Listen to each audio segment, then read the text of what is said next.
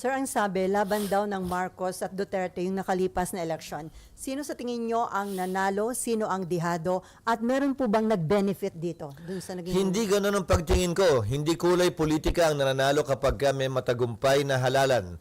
Ang panalo ay ang ating mga kababayan, ang panalo ay ang ating bansa, ang panalo ay ang ating demokrasya.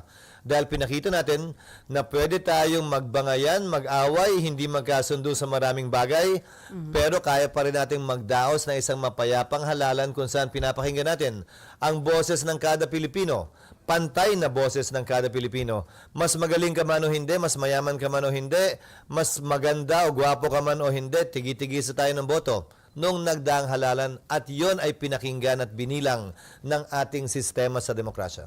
Sir, ang midterm election ay sinasabing referendum ng nakaupong administrasyon. Dito daw nakikita kung nasisiyahan ang taong bayan doon sa performance na nakaupong administrasyon. Considering po yung bilang na nanalo sa alyansa at kanilang ranking, indikasyon ba ito na hindi kontento yung publiko? Hahayaan ko ang Palasyo ang Malacanang sumagot sa katanungan yan dahil hindi ko tinuturing na barometro yan sa trabaho namin dito sa Senado. At bilang tagapangulo ng Senado, yan lamang siguro ang kokomentaryohan at papasyahan ko. Pero ito yung parehong proseso na nagluklok sa Malacanang kay Pangulong Marcos. Proseso ng eleksyon.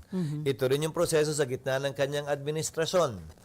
Maganda man o hindi ang kanilang tingin dito, kaugnay sa kulay ng politika ang ginagamit nilang lente, para sa akin, nananatili ang mandato niya na manilbihan at magsilbi bilang Pangulo ng ating bansa hanggang bago magtanghalian ng June 30, 2028. Anumang pagkukulang, anumang pagkakamali, mahaba pa ang panahon, kalahati pa, para ito'y punuan, iwasto o ayusin. At gayon din sa ating ikalawang Pangulo, at iba pang halal na dapat manilbihan hanggang bago magtanghalian ng June 30, 2028. Kabilang na ako doon. So sir, too early